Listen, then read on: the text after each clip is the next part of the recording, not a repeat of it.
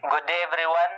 Our topic for today is the Indigenous Peoples' Rights Act o IPRA.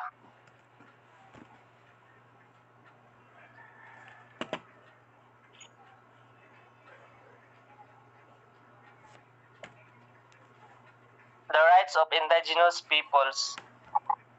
Nakasaad sa Article 2 ang ilang tumong maong gibuhat ang IPRA kay para naa unity. Dili lang dinhi sa ato ang lugar kundi national unity. Next.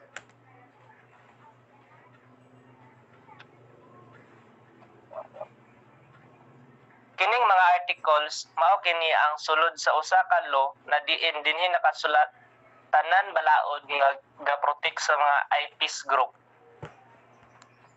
Kaning article 10 sila nga diyan nakasulat ang mga balaod nga ga-protect sa IPs group.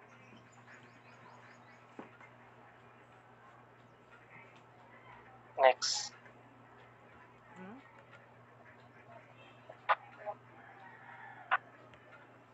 So legal basis of IPs recognition.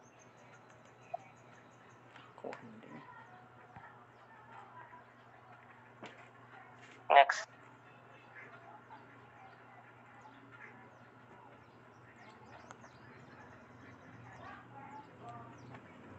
Republic Act 8371 o Indigenous Peoples' Rights Act or IPRA. The Indigenous Peoples' Rights Act was authored by Senator Juan M. Clevier and signed into law on October 29, 1997. So, kani siya nga nahimo siyang law 27 years ago. So, dili pa kayo gabigid kadugay. Dayon ang president nga nag-sign si President Fidel B. Ramos. So natay upat ba ni ka rights and aspiration of IPs.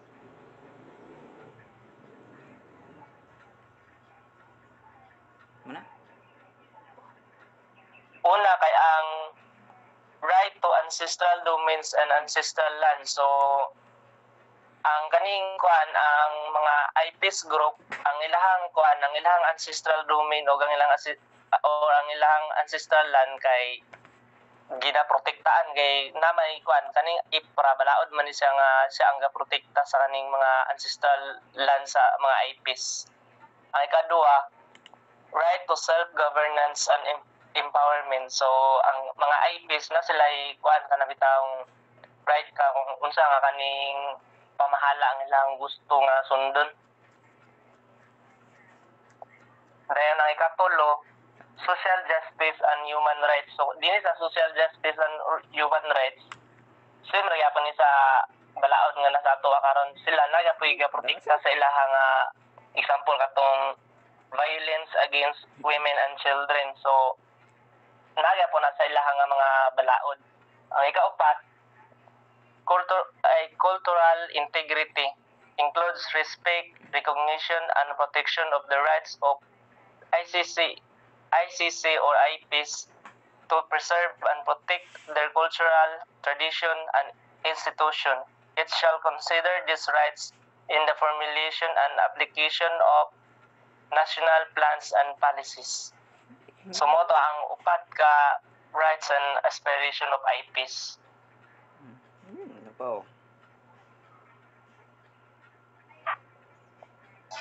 So, I am going to report key elements of indigenous people policy.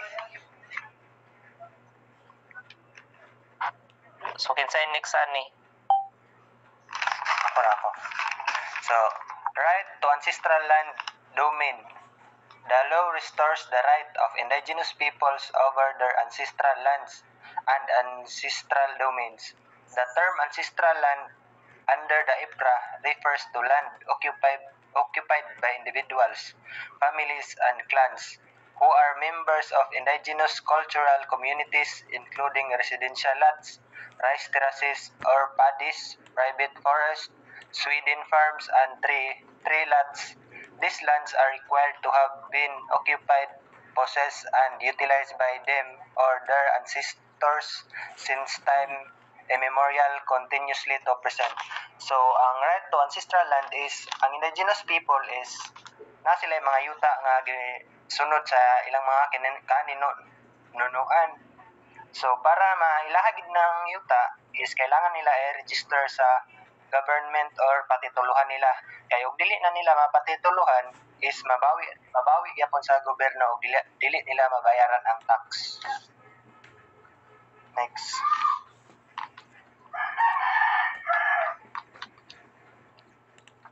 The second one is right to self-governance and empowerment.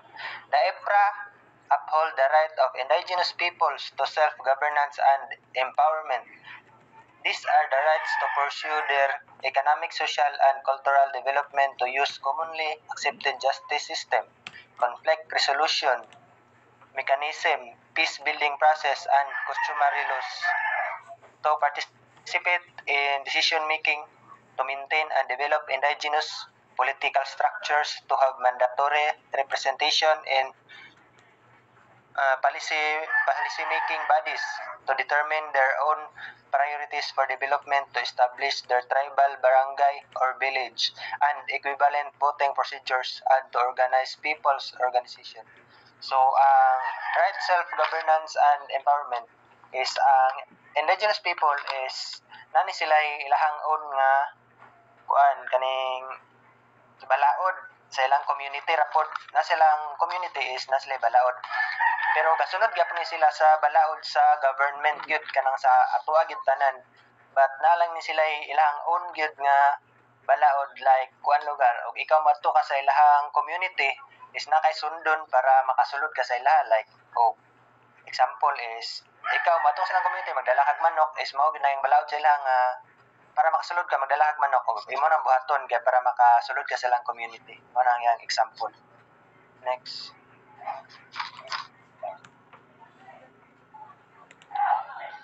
The next is right to cultural integrity. The incorporate such provision as the constitutional and legal framework for the right to cultural integrity, the conceptual framework for cultural integrity, the specific rights pertinent thereto, and the procedure to recognition of these rights, including the right to indigenous culture, customs, and traditions, right to establish and control educational learning system, recognition of cultural diversity, right to name, identity, and history, community intellectual rights, protection of indigenous sacred places, right to protection of indigenous knowledge, and the rights to science and technology. So, ang kaning right to culture integrity is not sila specific rights pertinent thereto. The first one is procedure for the recognition of these rights, such as indigenous culture, customs, and tradition. Na sila rights anas para sa ilahang community. The second one is the rights to establish and control educational system. Na sila rights ana recognition of cultural diversity, and rights to name, identity, and history. Na sila rights sa ilahang mga ngalan, sa ilang mga identity o history, and napay uban. Next.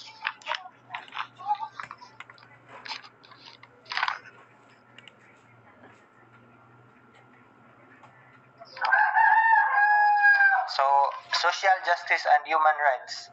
The recognition of and respect for fundamental human rights are also safeguarded by the EPRA. The law contains specific provisions that ensure that indigenous peoples, just like other human beings, will enjoy these rights. The rights to life, development, and civil liberties, political rights, freedom of association, non-discrimination, equal protection, and right to peace and social justice. The law guaranteed indigenous peoples' right to basic social services. The indigenous peoples have the right to employment, vocational training, housing, sanitation, health, social security, infrastructure, transportation, and community. So, ang indigenous people is, ang kasabot ani is, kailangan nga, sa indigenous people ka, or pareha sa ato ang taga city, nagyapon na equal rights ra gyapon, dili pwede nga kanang lahi-lahi o rights gid nga kay indigenous people ka, lahi lugar imong rights, dapat equal siya pareha ra sa ato. Next reporter.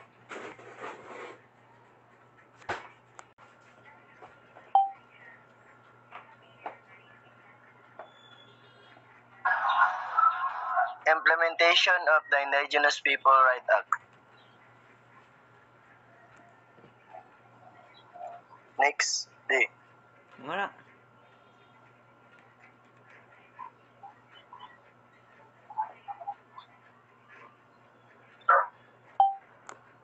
Year after the enactment of IPRA, stakeholder assessment of its implementation yields dismal result. The NCIP, the government body that is mandate to implement the law, has been unable to perform its task. Will participant of orientation planning workshop for the new NCIP commissioner held in 22 to 25 August 2001 at Tagaytay City. Assess the current status in NCIP as follow. Lack of leadership has led to the absence of non-performance of NCIP's policy making in adjudication function as well as coordinated delivery of basic service.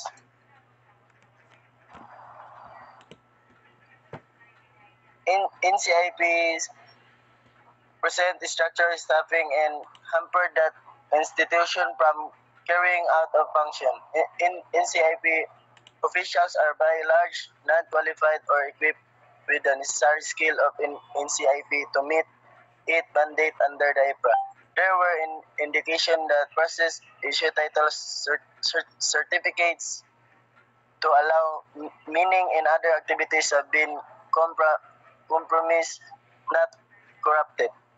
Past policies and decisions have been detrimental to the operation of NCIP, and this should be identified and changed to better serve indigenous people. So,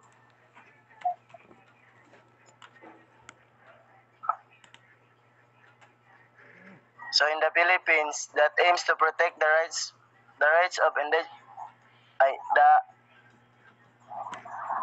the Indigenous People Rights Act was enacted in the Philippines to address the historical marginalization of indigenous communities and uphold the rights of shelter, cultural integrity in ancestral lands.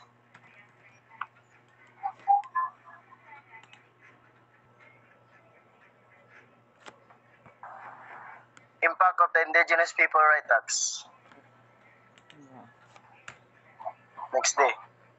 Several new indigenous people organizations and the National Federation and alliances emerged during the period.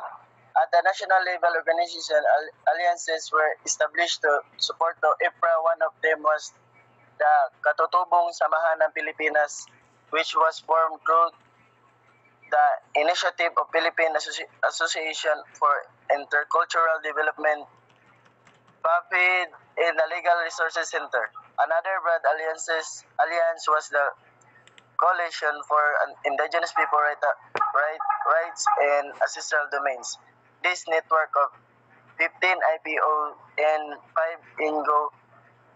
Two of these INGOs are the lawyer group known as Tanggapang Panligal Alay sa Katutubong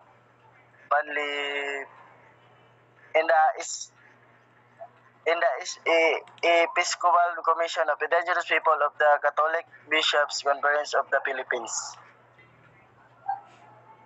So, in the Philippines, that aims to protect the rights of indigenous people that recognize their ancestral domains. It impacts being significant in promoting indigenous rights, law, land ownership, cultural preservation, and political representation in the IPRA has facilitated the establishment of indigenous cultural communities in indigenous people.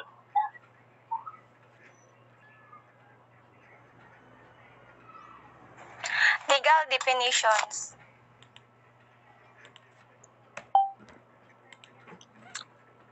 Refer to a group of people or homogeneous societies identified by self-aspiration and ascription by others who have continuously lived as organized community on communally bounded and defined territory, and who have, under claims of ownership since time immemorial, occupied, possessed, and utilized such as territories, sharing common bonds of language, customs, traditions, and other distinctive cultural traits, or who have through resistance to political, social, and cultural inroads of colonization, non-indigenous religions and cultures became historically differentiated from the majority of Filipinos.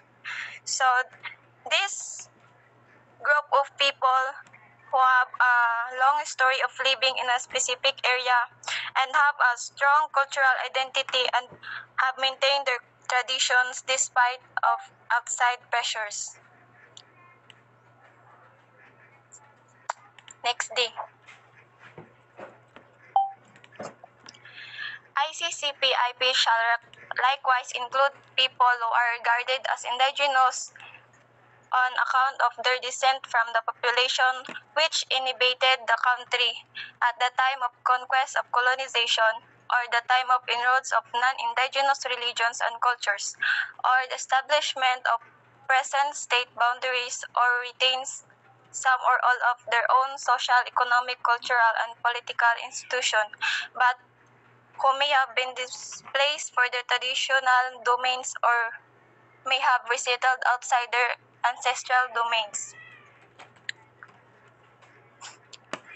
For example, a group of people who lived in a certain area for generations following their own customs and traditions, o if nay outside or mga tayo nga mo take over sa ilang land, these people may be displaced from their homes and forced to move somewhere else, o even though they are no longer in their original territory, is ginapadayon or ginamaintain lang nila ilang own way of life and cultural practices.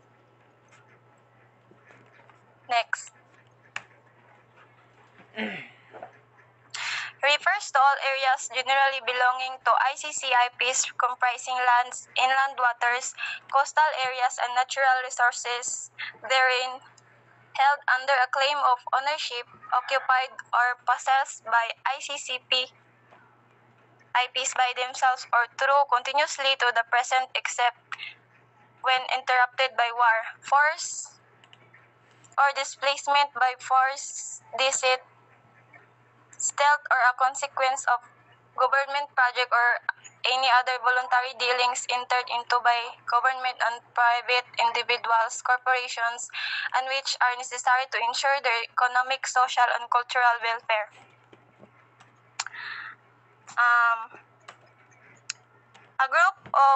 These are the group of indigenous people who have been living in a certain area for generations o gasalig lang sila sa land for farming, hunting, and gathering resources. Ilang areas are crucial for their survival and should be protected to ensure their welfare. Importance sa ila pag-recognize and respecting the rights of indigenous communities to their ancestral lands and resources. Next day. Hindi na yun. It shall include ancestral lands, forests, pastures, residential, agricultural, and other lands individually owned and disposable for otherwise, hunting grounds, burial grounds, worship areas, bodies of water, mineral, and other natural resources and lands which may no longer be exclusively occupied by ICCS IPs but from which they traditionally had access for their subsistence and traditional activities, particularly the home range of indigenous who are still nomadic and or shifting cultivators.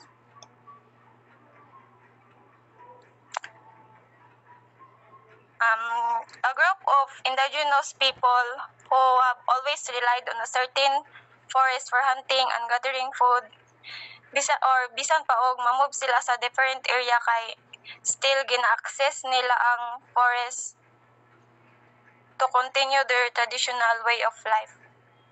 And the importance of recognizing and protecting the lands and resources that are essential to the culture and for survival of indigenous communities.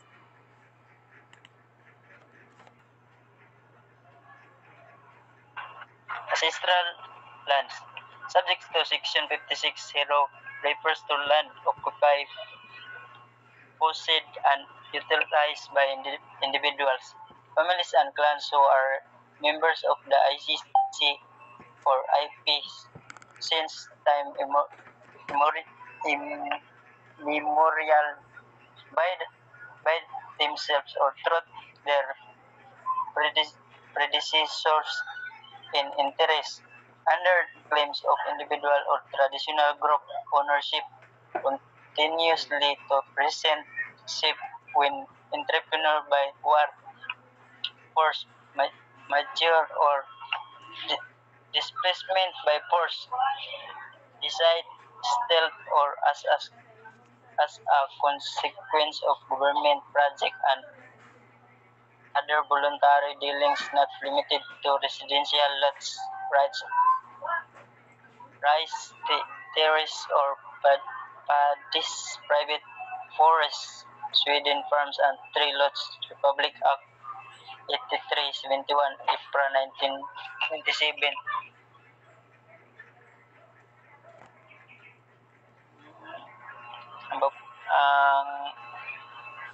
Ang pahayag ng binibigay ay tumutukoy sa isang titulo na opisyal na kinilala ang karapatan ng pagmamay-ari at pag-aari ng mga ICC IPs sa kanilang mga ancestral domains na tukoy at nililinaw ayon sa batas na ito. IPRA Republic Act 8371, IPRA 1997, Indigenous Communities in the Philippines, a situation analyzed.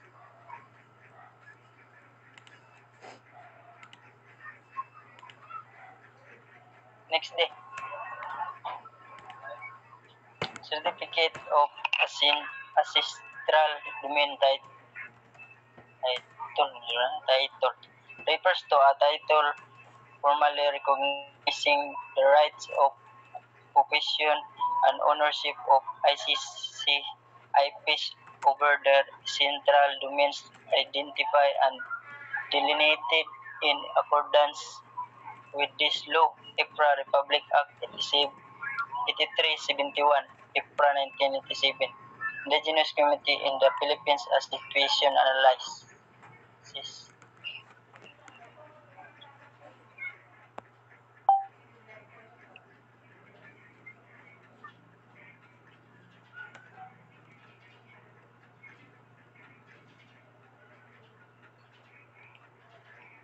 Certificate of Ancestral Land Titles ay tumutukoy sa isang titulo na opisyal na nagpapahayag ng pagkilala sa mga karapatan ng pagmamay-ari at pag-aari ng mga indigenous cultural communities, ICC o indigenous people, IPs sa kanilang mga central lands. Ito ay sinasaad sa Republic Act 8371 o Indigenous People Rights Act of 1987 kung saan itinutukoy ang mga karapatan ng mga ICC IPs sa kanilang mga lupang ninuno. Ang nasabing titulo ay naglalaman ng formal na pagtanggap at pagkilala sa karapatan ng mga ICC IPs sa pagmamay-ari at pag-aari ng kanilang mga central lands ayon sa nasabing batas.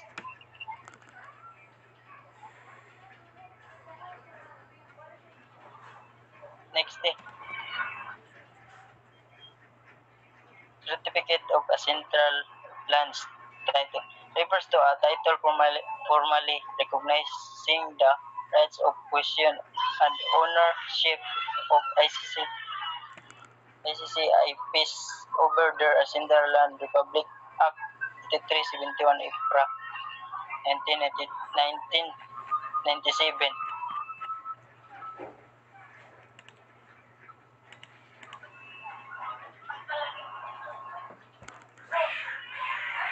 More may ito ako. Next na, Ande.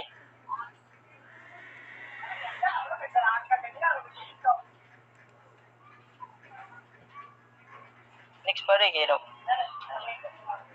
National Commission on Indigenous People in CIP refers to the office created under the IPRA, which should be under the office of the President and which should be the primary government agency responsible for the formulation and implementation of policies, plans, and programs to recognize, protect, and promote the rights of ICCIPs Republic Act 8371, IPRA 1997.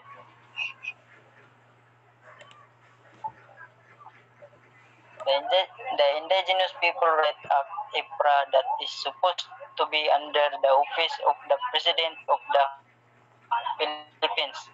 Ito ang pangunahing asensya ng gobyerno na responsable sa pagbuo at pagpatupad ng mga patakaran, plano at programa upang kilalanin, protektahan at itaguyod ang mga karapatan ng mga indigenous cultural communities, ICC at indigenous people, IPs.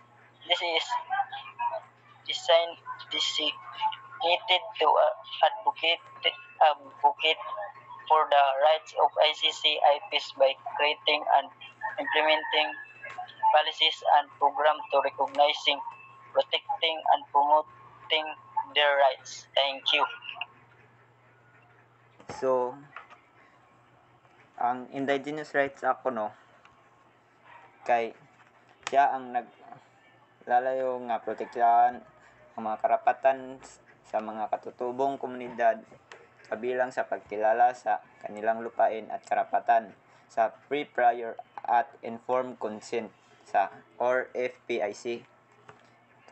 Kana sad sila ang naghatag sa proteksyon sa ilang mga kultura na gipang pamanang wika o tradisyon habang pinaigting ang kanilang sariling pagpapasya.